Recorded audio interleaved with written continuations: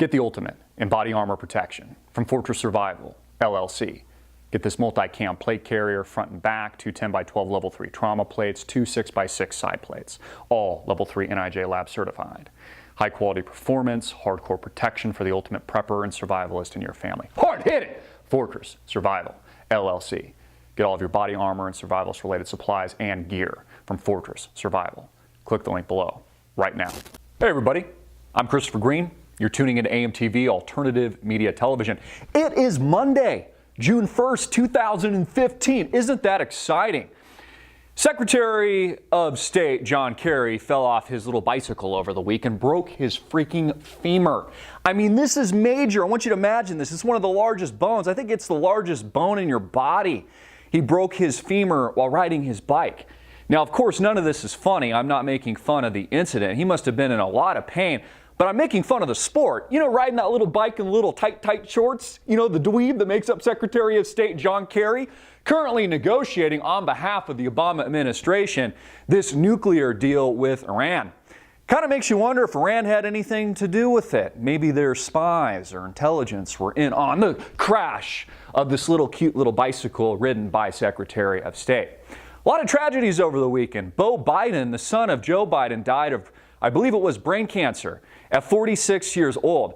Absolutely tragic. In fact, some of you probably know that there was a tragedy years and years ago. Mr. Joe Biden, the Vice President of the United States, lost his wife and I believe his 9-month-old daughter at the time in a car crash. Just horrible. I mean, think about the heartache. And again, I'm not making fun of any of this, but the reason I'm talking about it today, I'm talking about Secretary of State John Kerry's little bicycle accident wearing his short shorts, breaking his femur, and the death of Joe Biden's son, the Vice President of the United States, his son, is to illustrate that these people are human, that these people are human beings. And just like you and I, you know, we build these people up like they're gods. Just like you and I, these people live, these people die, they get hurt, and every morning when they get up in the morning, they take a shit and wipe their ass. Just like you and I. They're real people making decisions on behalf of all of us. Orchestrating these nuclear agreements, as Bush would say, nuclear, he calls them the nuke bombs, negotiating on our behalf. And all of it is affecting our future. Greece is also on the skids this week, needing the third bailout, its tertiary bailout. It's already received 2. It's running out of money, so it's gathering all the funds that it can on deposit at the banks, essentially a bank run, looking for another bailout, some kind of workaround in this giant austerity program with the ECB. In fact, there was some kind of finance guy that came out on CNBC today. I believe it was Mr. Fisher of the Federal Reserve said, don't believe that the crisis is over. And it's really just begun.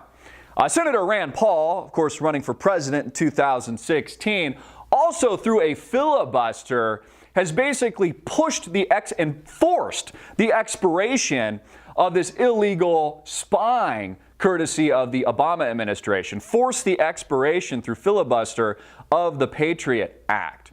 None heard. Senator from Kentucky can proceed. Let us be very clear why we're here this evening. We are here this evening because this is an important debate. This is a debate over the Bill of Rights. This is a debate over the Fourth Amendment. This is a debate over your right to be left alone. Justice Brandeis said that the right to be left alone is the most cherished of rights. The right to be left alone is the most prized to civilized men. Let us be clear, we are here tonight because the President continues to conduct an illegal program. Now I guess we can talk on our cell phones or send text messages to our friends without the state illegally spying on us. So a lot of tragedy over the week and a lot of major events. Also locally here in Phoenix, a man, I forget his name, a man suggested that people show up armed to a mosque. This happened locally in Phoenix on Friday, I believe it was. They held another Muhammad cartoon contest. The guy's now in hiding. All of this was post a very tragic situation in Texas where 2 individuals from a local Phoenix mosque here drove out to Texas and attempted to kill a couple people. I can't remember if people died. I know that the 2 gunmen were shot. But this kind of illustrates and shows us that although we have freedom of speech in this country, there is still a cost to freedom of speech. In fact, this individual is wearing a t-shirt that said F Islam.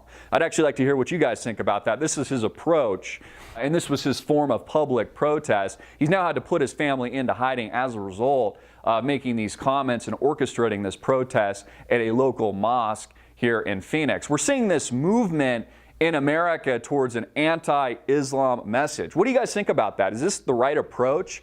Is this representative of America? Are the things that this guy's doing, is this hate-filled?